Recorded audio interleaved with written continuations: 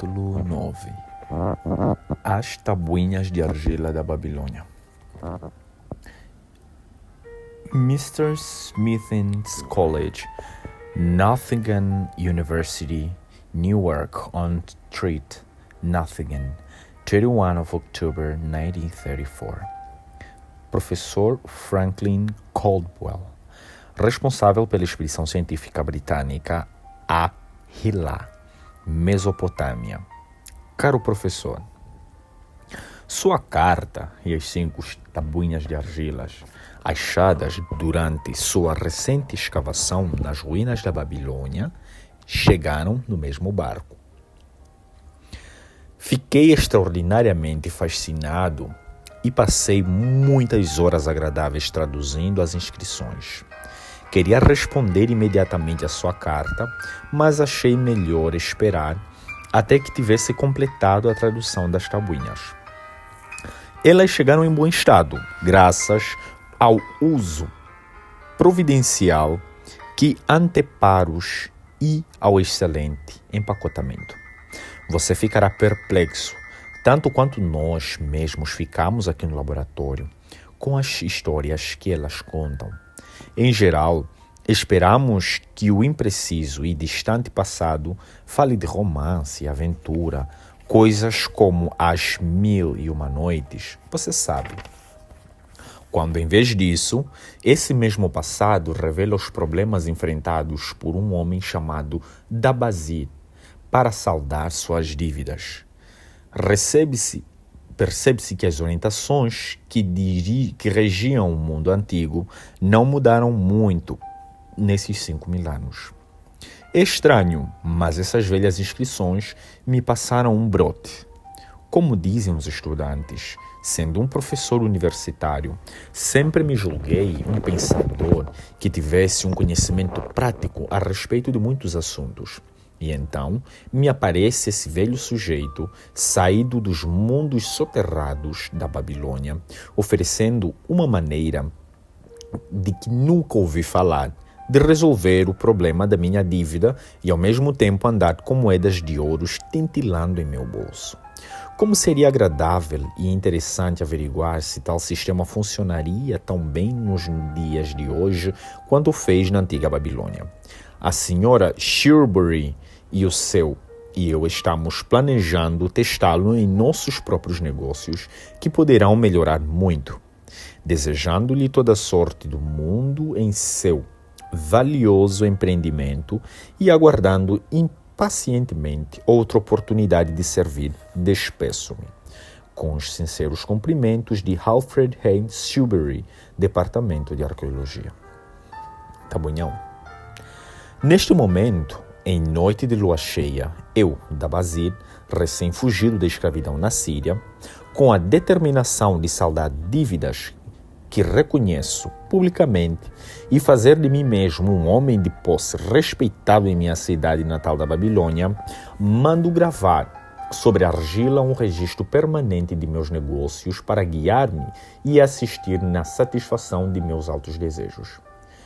Escorajando-me nos conselhos de meu bom amigo Methon, o emprestador de dinheiro, acho-me determinado a seguir um plano preciso que, segundo ele, pode tirar qualquer cidadão dos embaraços de uma situação de dívida para uma situação de posses e autorrespeito. Esse plano inclui 3 propósitos que espero e desejo realizar. Primeiro, o plano é a garantia de minha futura prosperidade. Por isso, 1/10 de tudo quanto eu ganhar será separado e guardado, pois Methon fala sabiamente quando diz: aquele que guarda na sua bolsa ouro e prata que não precisa gastar é bom para a família e real para com seu rei. Aquele que não tem em sua bolsa senão algumas moedas de cobre é indiferente à família e indiferente ao seu rei. Mas o homem que não tem nada em sua bolsa é insensível à família e desleal com seu rei, pois seu próprio coração é amargo. Por isso, o homem que deseja atingir seus objetivos deve ter moeda tintilando em sua bolsa, sinal de que tem em seu coração amor pela família e lealdade para com o rei. Segundo, o plano deve permitir que eu sustente à vista minha boa esposa, que com toda dignidade voltou para viver comigo.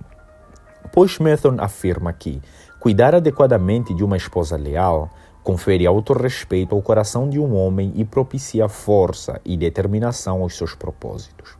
Por isso, 7/10 de tudo quanto eu ganhar serão usados em nossa casa, na aquisição de roupas e comidas, além de uma pequena parcela destinada aos prazeres e aos divertimentos.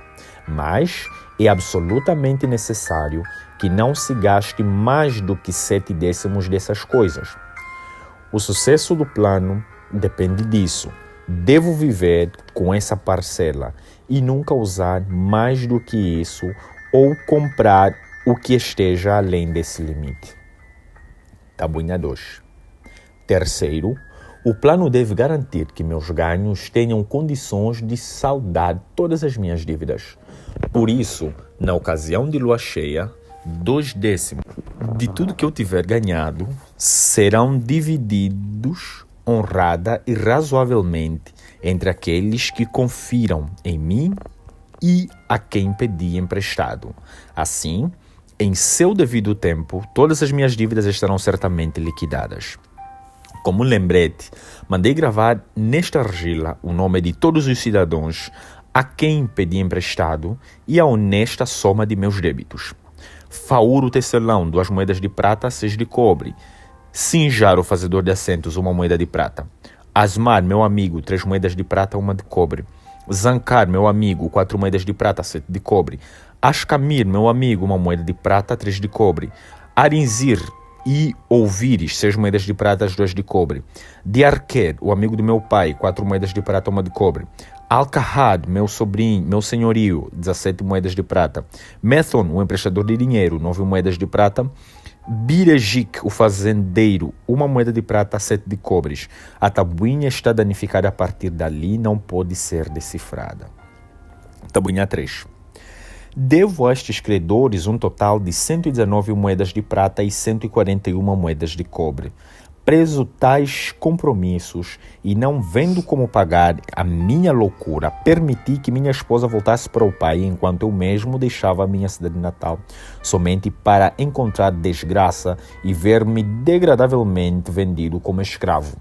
Agora que Meto me mostra como posso saldar minhas dívidas a partir de pequenas somas tiradas do meu próprio ganho, percebo com clareza a grande extensão de minha loucura ao fugir das consequências provocadas por minhas extravagâncias. Por isso, visitei meu credor e expliquei-lhes que não tinha outro recurso para pagar-lhes senão minha capacidade de ganhar dinheiro e que eu tencionava destinar 2/10 de tudo que eu ganhasse para amortizar a dívida, honesta e periodicamente. Não poderia desembolsar mais do que isso. Se fosse pacientes com o tempo, todas as minhas obrigações estariam integralmente resolvidas. A Amar, que eu julgava ser o meu melhor amiga, injuriou-me amargamente e me retirei sentindo-me realmente humilhado. Berijik rogou que eu lhe pagasse primeiro porque estava precisando de ajuda. Alcahad, meu senhorio, revelou-se um sujeito desagradável e garantiu que me poria em maus lençóis e se eu não resolvesse logo a situação com ele. Os demais tiveram a boa vontade de aceitar minha proposta, por isso estava mais determinado como nunca a resolver tudo aquilo. Convencido de que é mais fácil acertar as dívidas do que evitá-las, ainda que não tivesse podido satisfazer integralmente as necessidades e os caprichos de alguns poucos credores, negociei imparcialmente com todos. Tabinha 4. Outra lua cheia, trabalhei arduamente com a cabeça em paz. Minha boa esposa tem me apoiado na intenção de pagar os meus credores. Devido à nossa sábia determinação, ganhei durante a última lua, comprando camelos de bom fôlego e boas pernas para Nebatur, a soma de 19 moedas de prata. Dividia de acordo com meu plano, separei 1/10 para guardar. Dividi 7/10 com a esposa para o nosso sustento, 2/10 uniformemente divididos em moedas de cobre foram destinados a meus credores. Não estive com Amar, mas deixei a parte dele com a esposa. Berijik ficou tão satisfeito que quis beijar-me em minhas mãos. Sou o velho Akahad continuava rabugento e disse que eu devia pagar mais rápido. Repliquei-lhe que eu só teria condições de pagar mais rápido se deixasse de me preocupar com o sustento da casa e da minha esposa. Todos os demais agradeceram e elogiaram meus esforços. Por isso, ao final de uma lua, meu endividamento foi reduzido a quase 4 moedas de prata. E já tenho quase 2 moedas de prata guardadas que ninguém pode reivindicar. Meu coração se acha mais leve, agora que há muito não experimentava. De novo, o plenúrio. Trabalhei duro, mas com pouco sucesso. Vendi apenas alguns camelos. Meus ganhos não foram além de 11 moedas de prata. Entretanto, minha boa esposa e eu continuamos fechando com um plano ainda que não tenhamos comprado roupa alguma, limitando-nos inclusive em uma alimentação frugal. Ainda dessa vez, separei para guardar 1/10 das 11 moedas e 7/10 para as despesas. Fiquei surpreso quando Amar louvou meu pagamento, ainda que pequeno. Berejik comportou-se do mesmo modo. Alcahad encolerizou-se, mas quando viu que podia ficar sem sua parcela e não o aceitasse, concordou comigo. Os demais, como sempre, não fizeram qualquer restrições. Mais uma vez, a lua cheia me toma conta no céu e me sinto extremamente feliz. Topei com um magnífico rebanho de camelos e comprei alguns bens saudáveis, tendo conseguido ganhar 42 moedas de prata. Esta lua, minha esposa e eu compramos sandálias e roupas de que estávamos bem necessitados. Além disso, fizemos boas ceias acompanhadas, inclusive de aves. Paguei aos credores mais de 8 moedas de prata. Dessa vez, nem Alcahad protestou. Grande é o plano, pois ele tem nos tirado do endividamento e propiciar-nos a possibilidade de guardar o que nos pertence de dinheiro. Já se passaram desde 3 luas novas desde que fiz esse último entalhe na argila. Em cada uma delas, paguei a mim mesmo 1/10 de tudo que consegui com o meu trabalho. E durante este mesmo tempinho, minha boa esposa e eu vivemos sempre com 7/10. Adrede separados, ainda que às vezes isso tivesse mostrado mais difícil. E paguei regularmente os meus credores os 2/10 e eles destinados. Minhas economias somam agora 21 moedas de prata. Isso faz com que eu sinta a cabeça no lugar e me deixe orgulhoso por poder caminhar entre meus amigos. Minha esposa cuida muito bem de nossa casa e se veste com decoro e elegância. Sentimos-nos felizes por estarmos juntos. O plano é de um valor indizível, além de ter feito de um escravo um honrado cidadão. Tabuinha 5. Veio de novo a lua cheia e percebo que já faz um bom tempo que comecei a entalhar a argila. Na verdade, 12 luas vieram e se foram, mas hoje especialmente não negligenciarei meu registro, pois acabo de pagar a última de minhas dívidas. Hoje é o dia em que minha boa esposa e meu agradecido ser comemoram com um grande banquete o fato de nossa determinação ter chegado a bom termo. Aconteceram tantas coisas em minha última visita aos credores que ainda me lembrarei disso por muito tempo. Hamad rogou-me que lhe perdoasse por suas palavras duras e disse que eu era, entre todos os demais, a pessoa que mais desejava para seu amigo. O velho Alcahad não é assim tão mal, apesar de tudo, pois me disse: antes você era um pedaço de argila mole que todo mundo podia apertar e modelar. Agora é uma peça de bronze capaz de enfrentar uma espada. Se em algum momento precisar de ouro ou de prata, procura-me. E ele não é o único que me tem em alta conta. Muitos outros dirigem-se a mim com respeito. Minha boa esposa fita-me com um brilho nos olhos que me leva a ter confiança em mim mesmo. Esse é o plano que me propiciou sucesso. Ele me capacitou a pregar todas as minhas dívidas e conservar minha bolsa repleta de ouro e prata.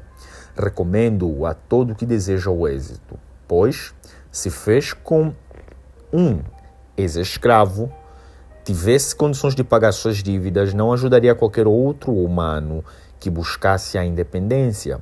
E ainda continuo a utilizá-lo, pois estou convencido de que poderia estar entre os homens mais ricos do mundo.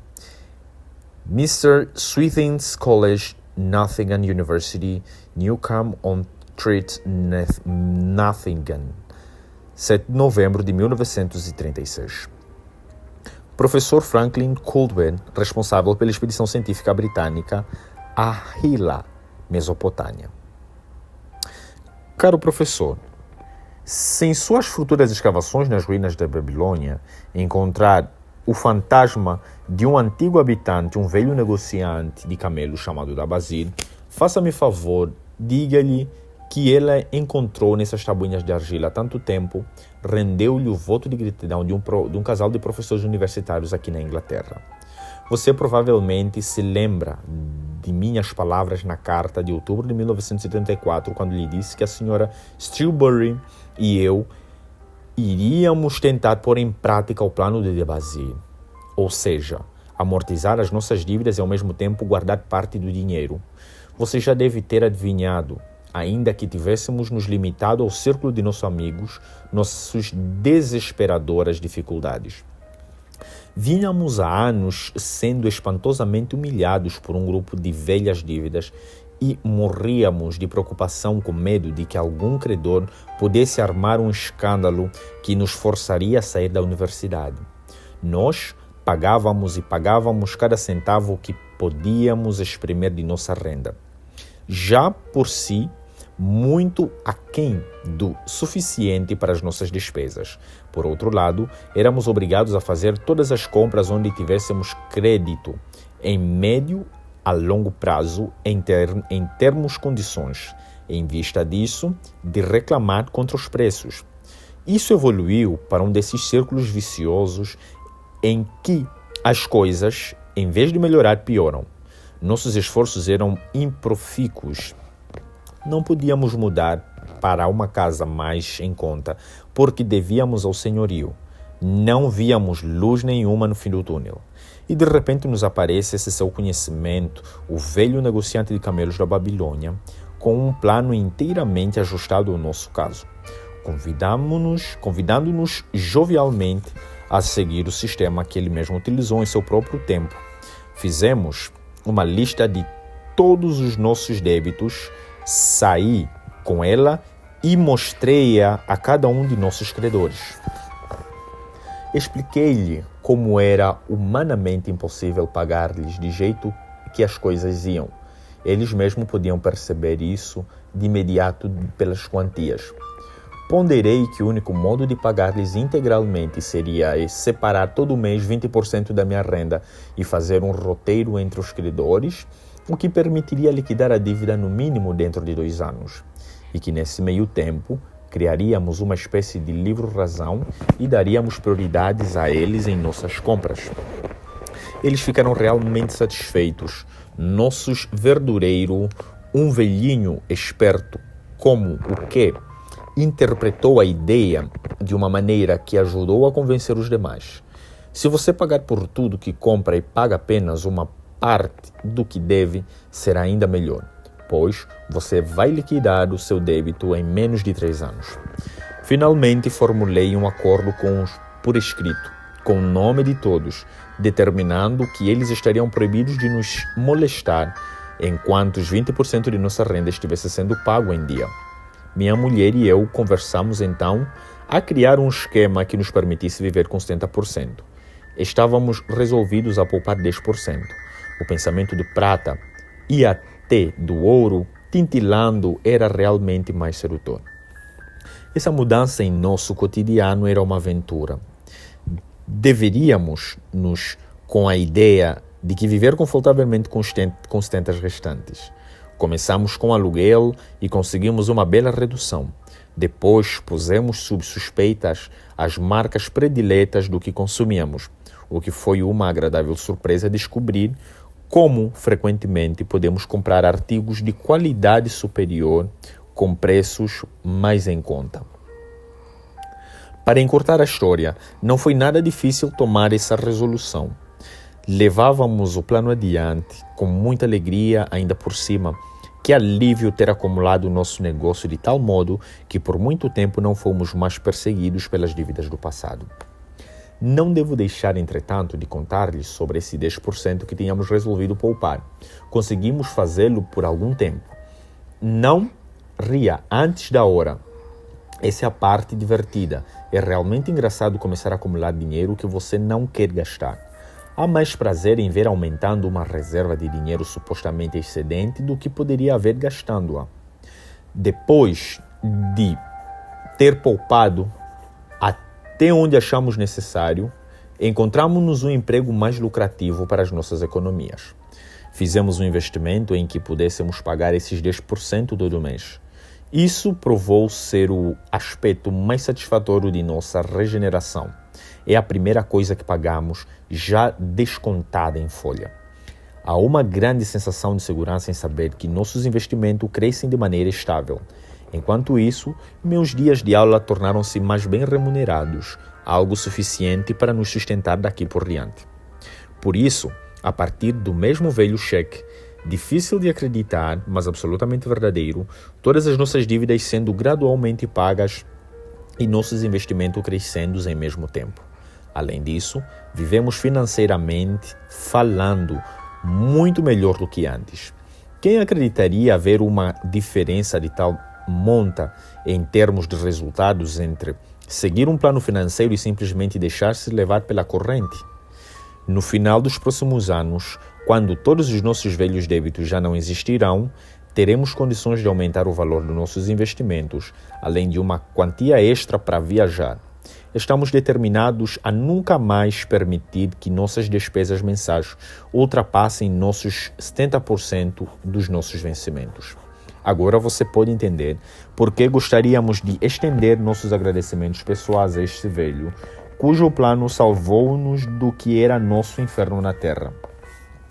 Ele sabia, ele passou por tudo isso. Ele queria beneficiar os outros a partir de suas próprias amargas experiências. Foi por isso que levou tediosas horas gravando suas mensagens na argila. Ele tinha uma mensagem verdadeira para companheiros no sofrimento, uma mensagem tão importante que depois de 100.000 anos, ergueu-se das ruínas da Babilônia, há 5.000 anos atrás, não menos verdadeira ou menos vital do que o dia em que foi enterrada. Com as sinceras saudações e cumprimentos de Alfred H. Strawberry, Departamento de Arqueologia.